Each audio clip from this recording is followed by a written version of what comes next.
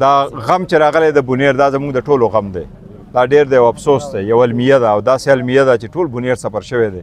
د کې پی کې باین لارج 10 ضلعې زیات افیکټ شوي د ټولو نه زیات بونیر افیکټ شوی دی. دې خوښ که تاسو زه اګزیکټ تعداد ووایم نو دا دی 236 زموږ سره په دې وخت کې مړي دي، 120 زموږ سره زخمیان دي، 14 کسان میسنګ دي. هغې مطلب دا چې هغه 14 په مړو حساب دي. زمونږ 1470 دکانونه تباه شوي دي، زمونږ 875 کورونه تباه شوي دي، زمونږ 55,000 ایکړ ځمکه تباه شوې ده، 4,800 زمونږ څاروي چې دي هغه مړه شوي دي، 110 کیلومیټر زمونږ روډونه چې دي هغه تباه شوي دي، په دې کې بریجونه تباه شوي دي، 29 زمونږ سکولونه تباه شوي دي، 14 زمونږ د هیلث فیسیلیټیز تباه شوي دي.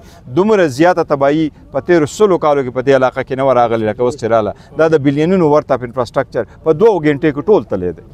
د خلکو نقصانونه شوي، د دې نه علاوه د خلکو د څاروي چې مړه دي، د جرندې خرابې شوي دي، د غوجلې خرابې شوي دي، دا د دې نه علاوه دي.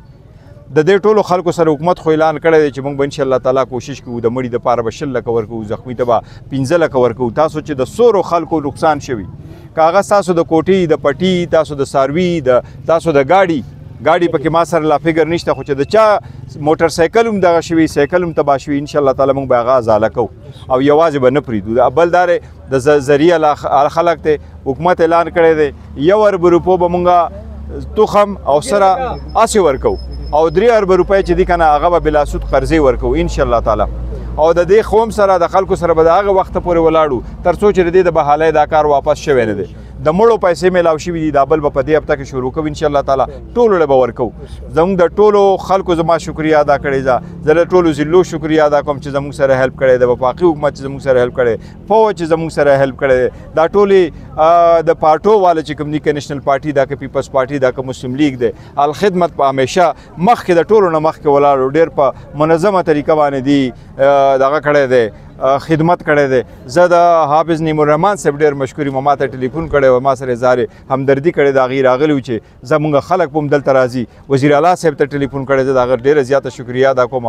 موږ نور لیډران چې کوم راغلي د ټولو شکریه ادا کوو. ما وفاقي حکومت ته صرف دا شکوه کړې ده چې وفاقي حکومت نه زموږ زیاته تمه وه چې ته زموږ د یو ورور په حیثیت، ځکه چې وفاقي حکومت موږ سره په هغې شان باندې هیلپ نه دی کړی کوم چې موږ توقع ساتله. بونیر له صرف 6 څیزه ورکړي دي، 15 راله واټر پمپونه راکړي، 15 جنریټر راکړي، 1420 راله بلنکټې راکړي دي، 500 راله دغه راکړي دي، دوایانې کیلوګرام راله دوایانې راکړي دي، او هغوی موږ له چې دي دا 100 تقریبا دغه راکړي دي، خوراک راکړی دی، او د دې نه علاوه 200 راله ټینټونه راکړي. نو دا 6 آیټم چې دي دا بالکل داسې پوره نه و. او موږ له 250 خلک مړه دی، موږ له وفاقي حکومت صرف 40 چکونه راکړي دي او 210 چکونه نه دي راکړي. ما ورته اوس درخواست کړی چې دا علاقه ټوله سفر شوې ده، د دې د بجلي خو ستاسو په مد کې د بجلي راله ټیک کړئ او د بجلۍ دا بلونه چې دي هغه تر 3 میاشتو د پورې ماف کړئ. که د کومو علاقو کې زموږ دغه دي د کارخانې دي، کارخانې زیات افیکټ شوي دي، د هغې سرچارج راته ماف کړئ. د هغې سرچارج ماف کولو سره د خلکو هغه بلونه چې دي دا په قسطونو کې کړئ. نو وفاقي حکومت په خپل ځای خو چې چا سوره هیلپ کړی، که چا اوبه هم راکړي دي، موږ یې شکریه ادا کړې ده او عمر له به شکریه ادا کوو. ستاسو د خپلو خلکو دپاره خدمت دا د سیاست نه بالاتر دی، دا د انسانیت اواز دی. ستاسو ډېره شکریه. او زه تاسو له د پی ټی آی والا کیمپ اولو زه هلته تللی وم، هغې له ما 1 لک روپۍ ورکړي دي. زه تاسو د خپل طرف تاسو له 1 لک روپۍ درکوم، ما ته پکې فرق نشته، دا ستاسو د کیمپ دي. سبا به درته انشاءالله تعالی ندیم چې دی که نه انازي به راوړي، ادې به راوړي، سبا به تا ته میلاو شوي.